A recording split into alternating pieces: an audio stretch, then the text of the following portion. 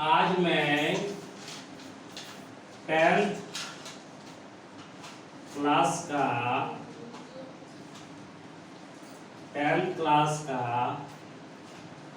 Mathematics, आगे math पीछे math बीच में ही ICS मैथमेटिक्स, आगे मैथ पीछे मैथ बीच में ही ICS मैथमेटिक्स। मैथमेटिक्स वर्ड को याद रखने के लिए इस तरह से हम चुटकुला से याद रख सकते हैं। कैसे याद रखेंगे कि क्या बोलेंगे कि आगे मैथ पीछे मैथ बीच में ही ICS मैथमेटिक्स। जिंदगी में नहीं भूलिएगा, मैथमेटिक्स माने होता है गणित।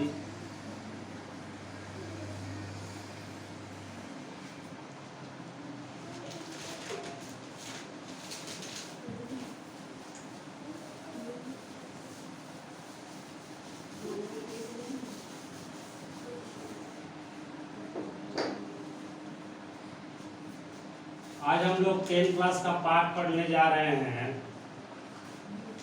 त्रिगोनोमेट्री,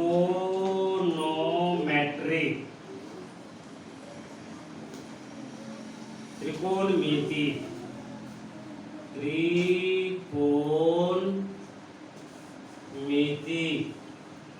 त्रिकोणमिति।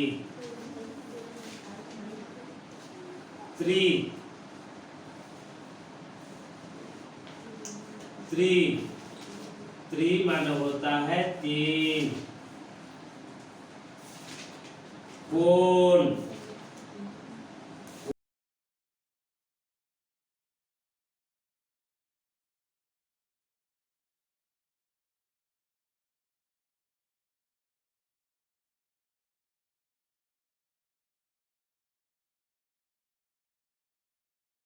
होता है माप, यानी तीन कोणों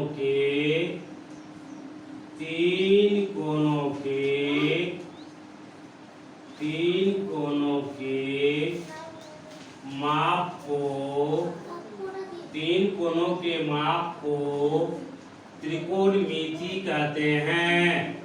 त्रिकोणमिति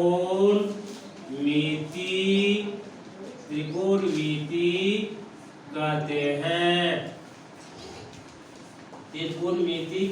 हैं। त्रिकोणमिति में 6 अनुपात या निष्पत्तियां होती है। लिखते जाइए, त्रिकोणमिति में 6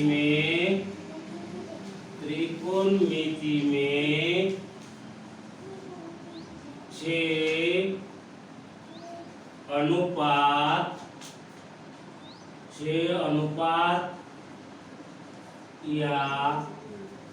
या निष्पत्तियां होती है। निष्पत्तियां होती है।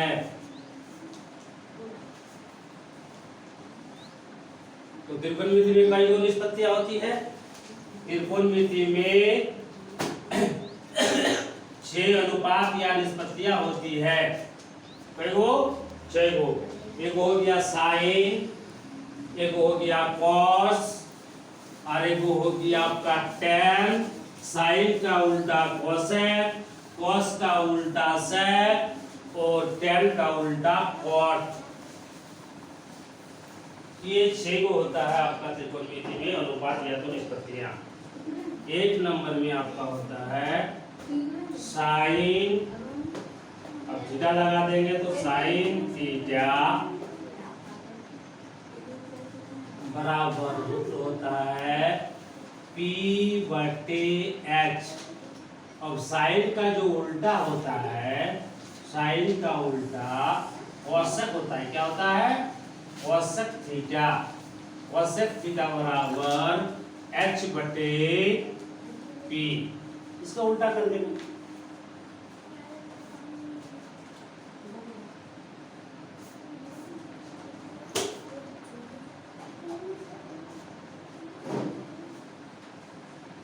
अब cos थीटा बराबर b/h, इसका उल्टा क्या हो जाएगा? cos का उल्टा हो जाएगा sec थीटा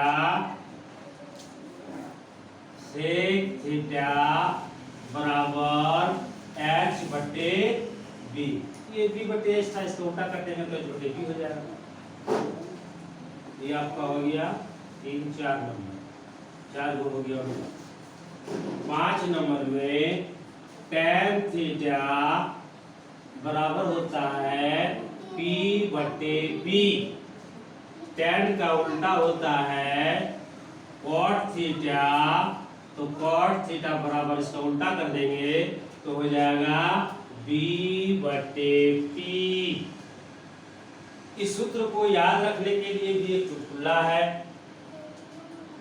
पंडित बद्री प्रसाद हरी हरी बोल। ये वाला आपका हो गया, आपका पढ़ा हो गया आपका साइन का, ये आपका हो गया कोस का, और ये आपका हो गया टेन का। पंडित कैसे याद रखेंगे हम लोग? पंडित बद्री प्रसाद हरी हरी बोल। अब जब साइन का हम याद रख सकते हैं तो साइन से उल्टा कर देंगे तो कोस का मिल जाएगा।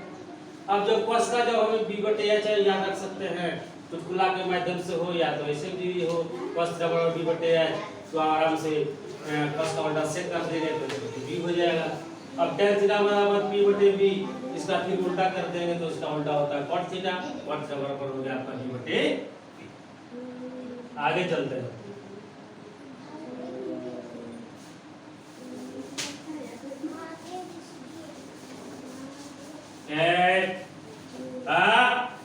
क्या बोल रहे हैं?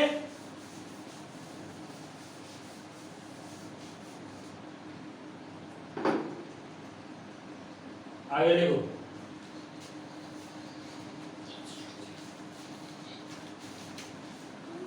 इसको हम लोग बोलते हैं समकोण त्रिभुज। कौन त्रिभुज? समकोण त्रिभुज। इस त्रिभुज को बोलते हैं। इसको हम लोग इधर से भी खींच सकते हैं, जैसे स्ट्रेट सीधा 90 डिग्री एंगल का होना चाहिए।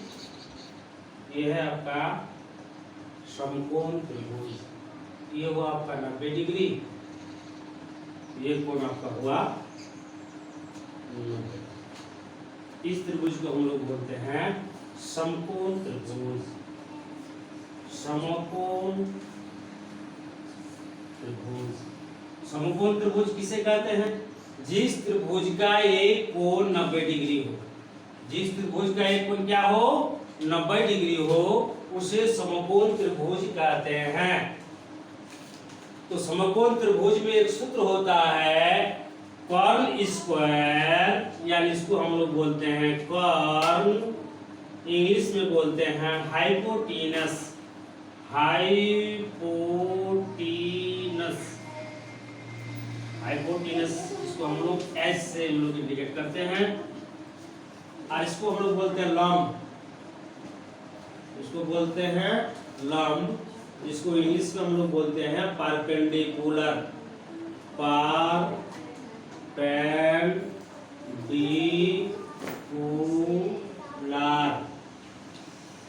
नीचे वाला को हम लोग बोलते हैं आधार।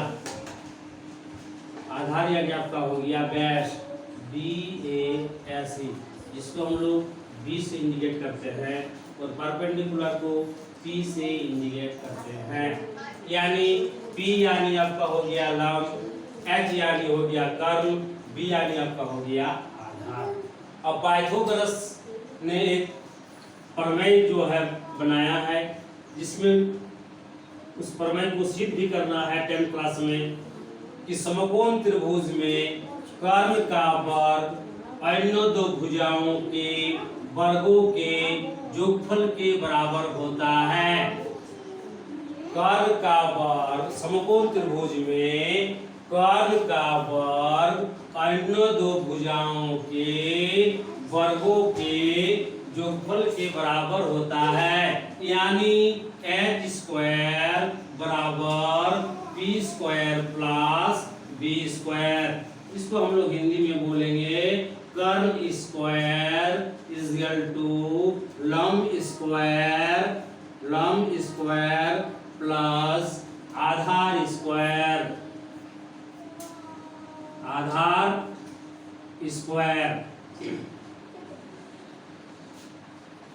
अब यहां से निकालेंगे पी स्क्वायर को निकालेंगे तो क्या हो जाएगा पी स्क्वायर बराबर होता हो जाएगा H square minus B square. अब इसी तरह से जो है बी स्क्वायर को निकालेंगे तो ये हो जाएगा H square minus B square. देखिए कैसे निकालेंगे पी स्क्वायर को निकाल रहे हैं ये प्लस में है इसको रहने दिए है पर बी को उठा के यहाँ से इधर से दाएं से बाएं लेके चलना ये था प्लस इधर आके हो गया माइनस इसीलिए हो गया H square minus B square. ये प्लस था प्लस चिन्ह में मैथमेटिक्स में दो ही चिन्ह पर खड़े हैं एक प्लस हो गया आपका एक माइनस हो गया ठीक है। अब इस तरह से जो बी स्क्वायर बराबर हो जाएगा H square minus B square. ये तीन सूत्र है एच स्क्वायर बराबर B square plus B square यानी कर्ल स्क्वायर बराबर लंब स्क्वायर प्लस आधार स्क्वायर पी स्क्वायर बराबर H square minus B square P यानी लंब स्क्वायर बराबर कर्ण स्क्वायर माइनस लंब स्क्वायर और बी स्क्वायर बराबर H square minus P square. इसको बोलेंगे हम लोग आधार स्क्वायर बराबर कर्ण स्क्वायर माइनस लंब स्क्वायर। फिर आगे चलते हैं लिख लीजिए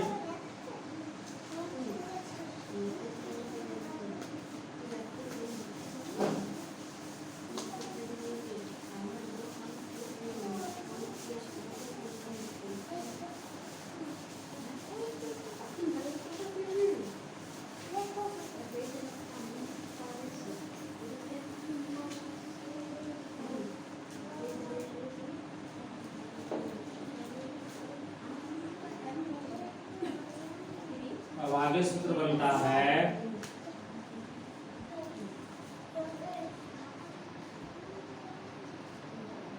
साइन थीटा इनटू इसका उल्टा होता है कोसेक थीटा उल्टा को गुणा कर देंगे तो आ जाएगा आपका 1।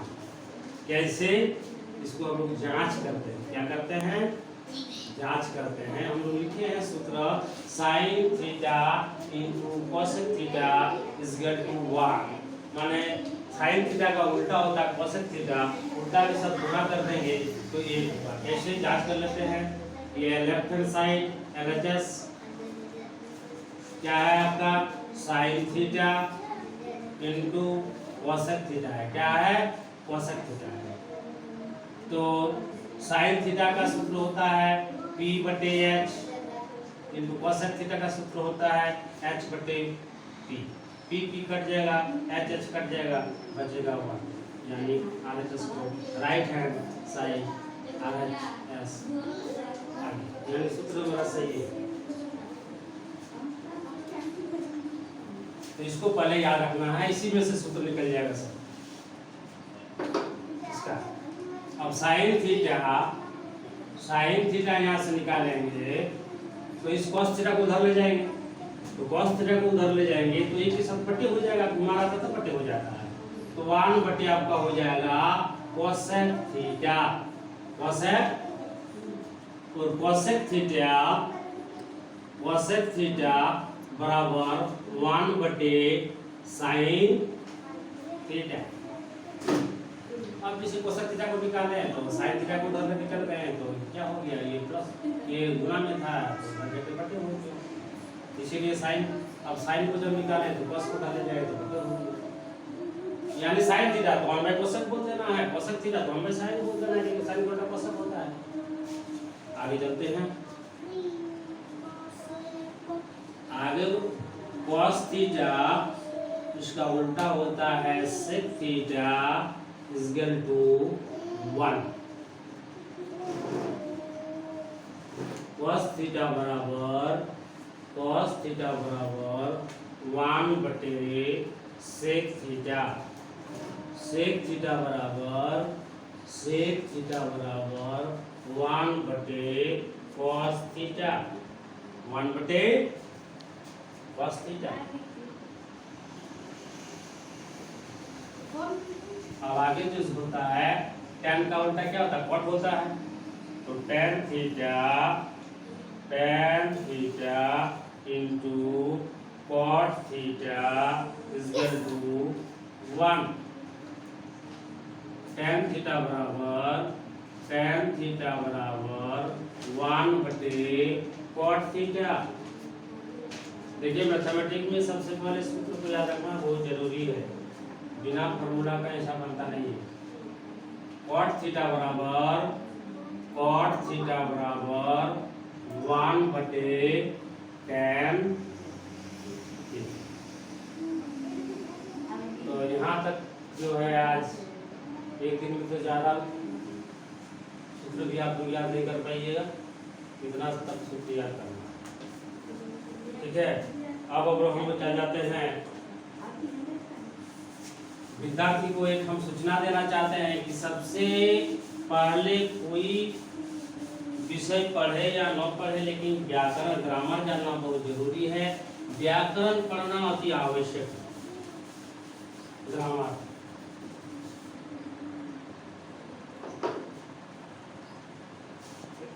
देखिए व्याकरण क्यों जरूरी है। व्याकरण ग्रामर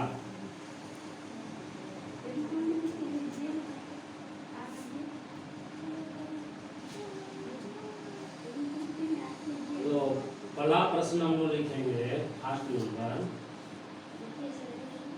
व्याकरण किसे कहते हैं।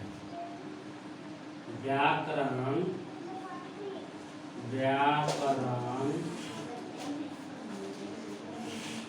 किसे कहते हैं। व्याकरण किसे कहते हैं।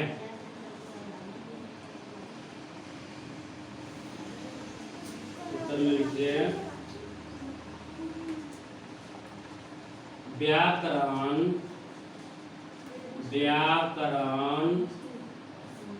वह शास्त्र है, अस्त्र नहीं लिखना है, वह शास्त्र लिखना है।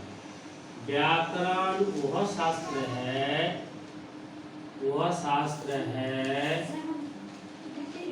जिसके माध्यम से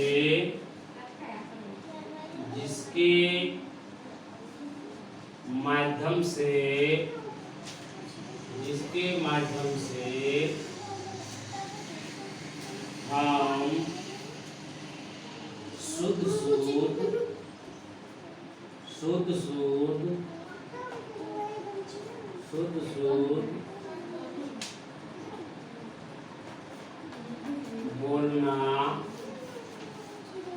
शुद्ध बोलना पढ़ना तथा लिखना सीखते हैं।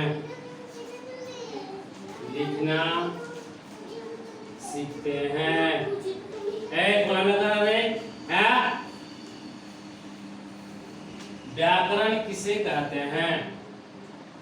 व्याकरण वह शास्त्र है जिसके माध्यम से हम शुद्ध बोलना पढ़ना तथा लिखना सीखते हैं।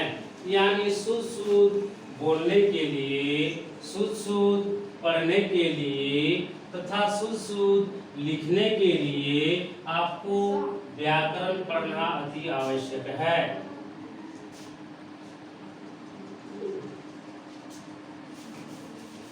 और व्याकरण में फर्स्ट चैप्टर आता है, वो होता है भाषा, लैंग्वेज, भाषा।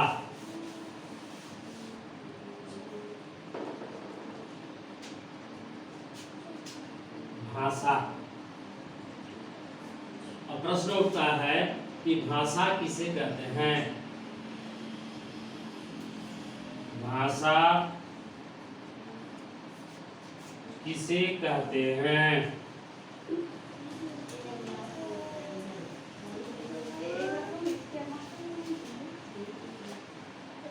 उत्तर में लिखना है जब मनुष्य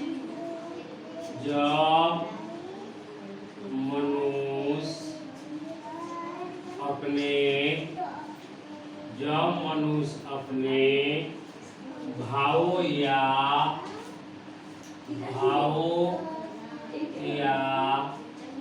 विचारों को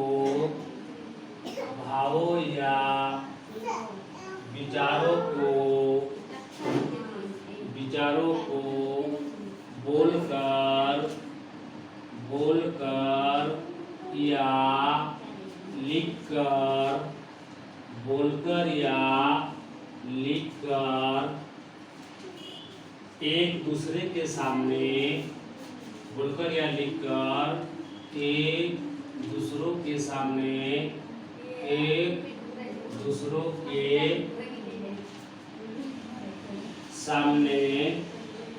एक दूसरों के सामने प्रकट करते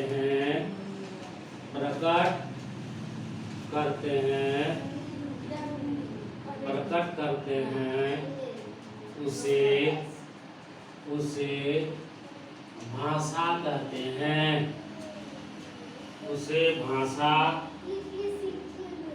हैं।